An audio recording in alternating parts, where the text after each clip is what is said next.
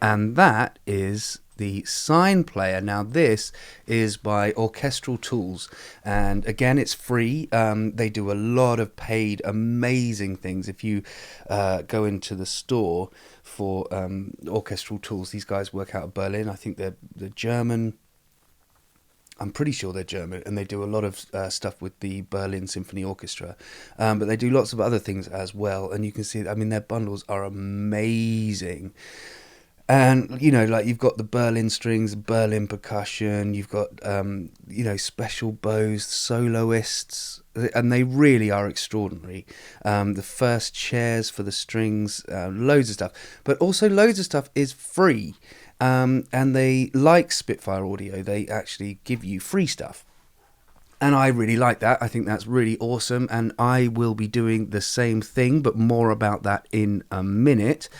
This is from their free big band horns, and if you browse it, you can see, look, we've got solo trumpet mute solo, we've got a trombone solo, baritone sax, and brass section. What you'll notice here is there's nothing that says tuba. So what we're actually listening for is actually, what I've done is I've replaced the tuba with a baritone sax, which is why it doesn't really sound exactly like a tuba, but it sounds awesome. That's a baritone saxophone.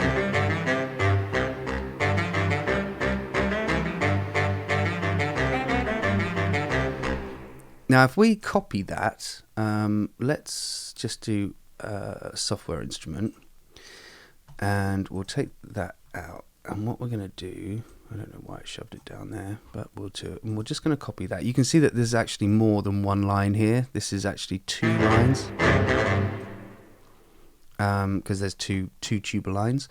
So what if we grab that, hit Alt, drag it down, and actually gave it to a tuba. Let's just see what it sounds like. If we do the BBC Symphony Orchestra and we give it a tuba,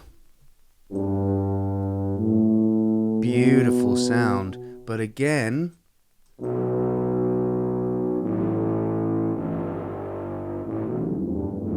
when it starts moving quickly, it loses all sense of what it is. Right? Once it starts having to go fast, it needs a lot of breathing room. So when you start playing, that's very muddy. Now compare it to that. See, one's a fuzzy felt tip pen and the other one is a sharpened pencil. Do you see what I mean? And we want a low brass sound, and that makes more of a low brass sound than that does. So that's why we're using a baritone saxophone from Sign Player and not the tuba from Spitfire. So this is the exciting bit. This is what I'm going to give away. This is my own multi-sample, couple of multi-samples that I made, and I made this in like 2005 from sounds that I got, recordings that I got hold of in about 1997 or something. I was really, really old, but they're great and they're very, very dirty. Really imperfect.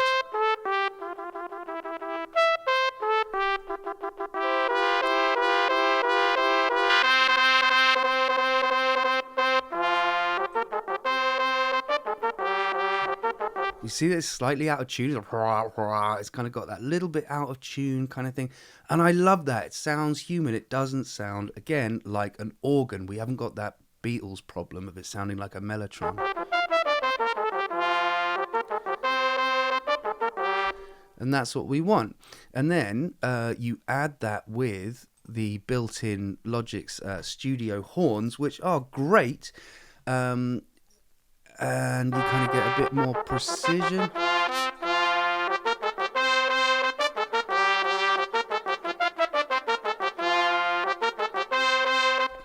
So it starts to work.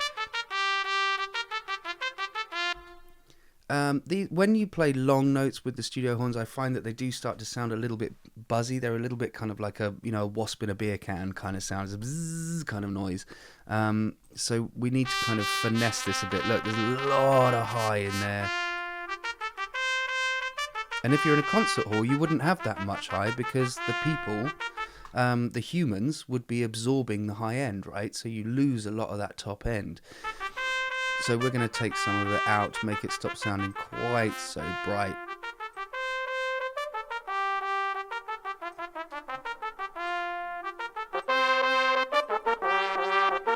You see I've done the same thing here, bringing up the low end a bit, just to give it a bit of warmth, like there are humans in the room.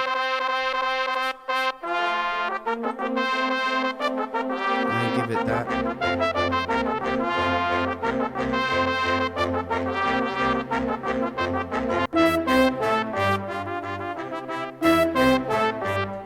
And so this is my one. I'm going to make this available to you. You can have this one for free. It's in 3 layers. It has a soft layer, medium layer, and a hard layer that you can that will be triggered by velocity. By velocity. This is soft layer, and then you got your medium layer.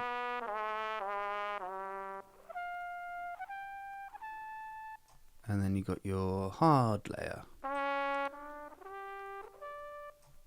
which is swapping between. That's funny.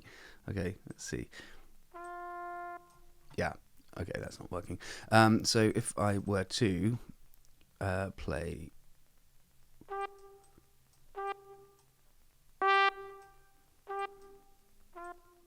soft layer, hard layer,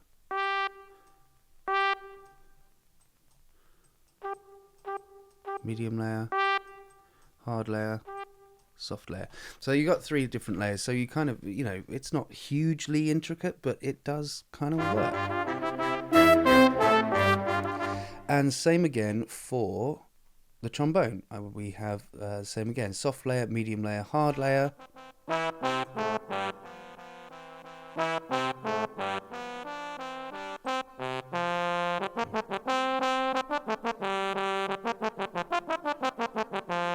Now that is what a trombone sounds like. It's got that onset, that kind of pwap, pwap, pwap kind of thing. I just hit the mic. Pwap, pwap, pwap, pwap kind of vibe.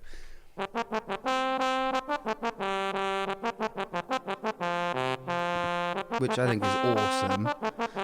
Giving it a little boost on the lows. Not much, just taking away some of that 2K. That.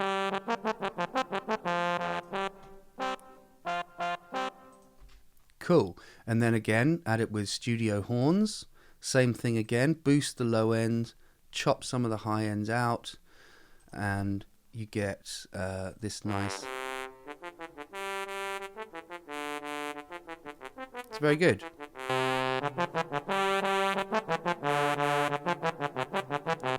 Hear that it's kind of phasing a little bit.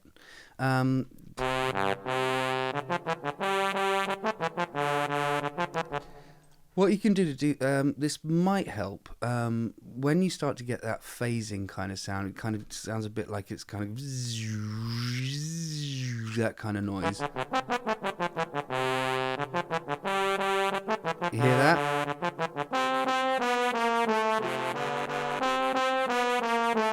A lot of phasing going on. So what you can do is you can just add, if you go down to utility, gain, hit stereo.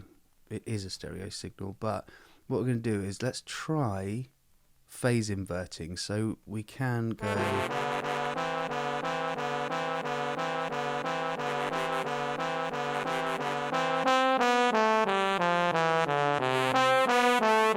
See how that gets rid of it?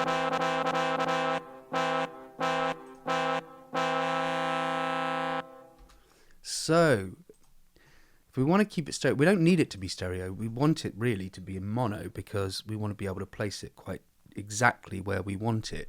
We don't need it to be this beautiful stereo sound because it's going to be, it's one person with one instrument within an orchestra. So really we want it to be in mono. still, if I don't phase invert and we just swap it to mono, hear that phasing?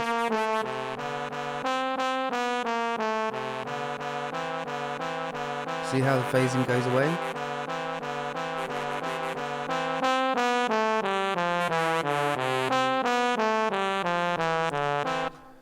So that might help us.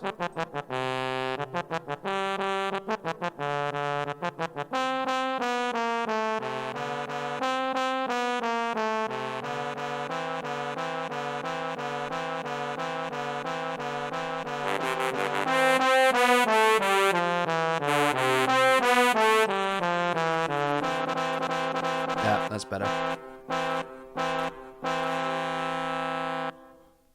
So now, yeah, okay. So if we make it mono and change one of the things, it just disappears. So what we want to do is then we want to keep it as a stereo, and then we'll just phase invert one of the channels, and it means.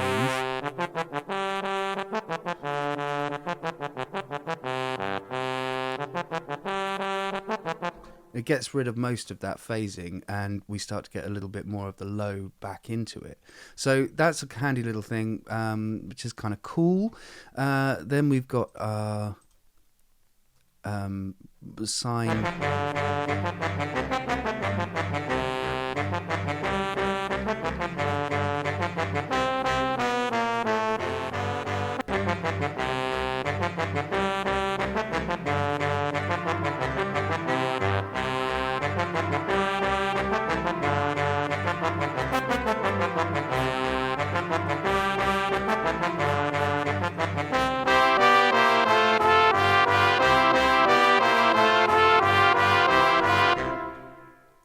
So we got a lot of reverb from this one. I'm still not utterly convinced. I'm still not convinced that having this brass.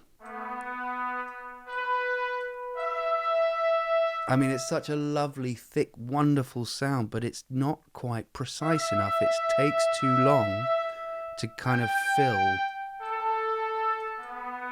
So for this, not great. I think what I'm going to do instead is I'm going to give the third trumpet, I'm going to give it to the studio horns again. So studio horns are right here, and let's just mono.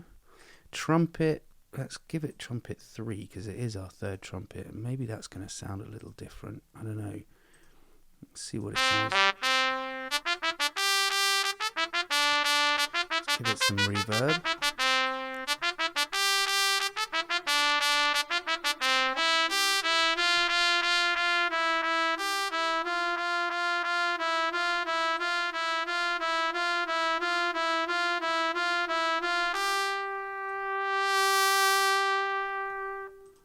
Kind of nice. Okay.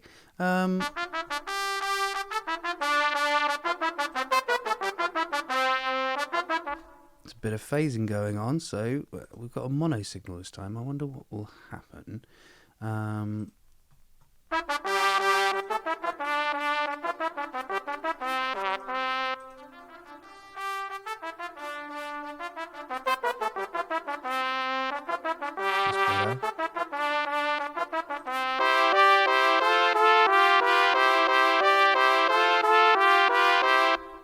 That's nice. That's cool.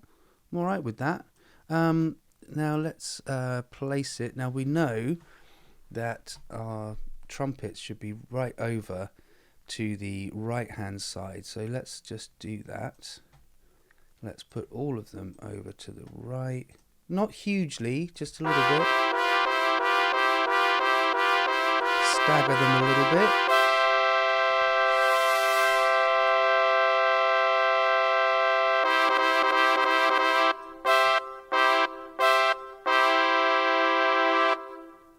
Nice. Trombones.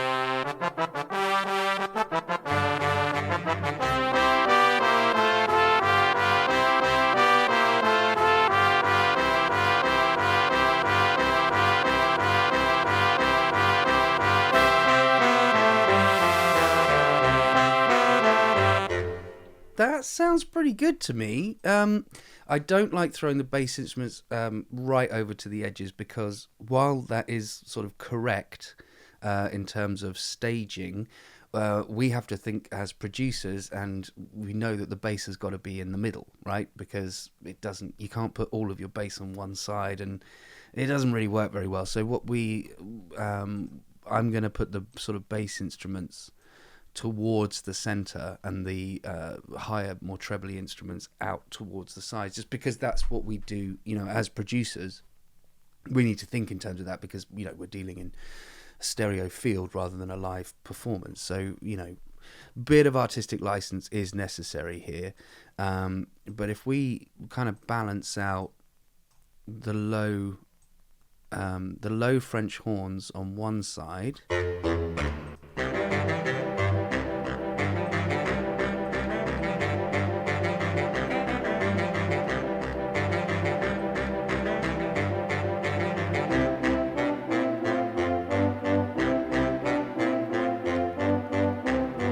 if you're not listening to this on headphones, then it's going to be quite hard to hear the subtle changes that I'm making here. But that's cool. Stick your headphones on, you'll get more out of it. So, okay, I'm all right with that for now. Let's see then, with all of our brass and all of our winds, let's see what's kind of going on here. We've got those nice nimble woodwinds up the top. It's very nice.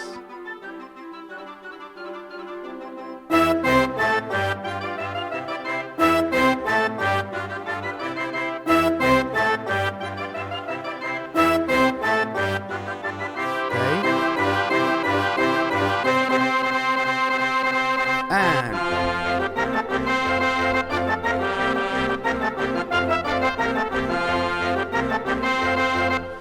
And that's starting to work. It's a little underproduced. It sounds a little bit weak, but we've got somewhere to go yet. Once we add the strings and the percussion, then we'll have our entire sort of band, as it were.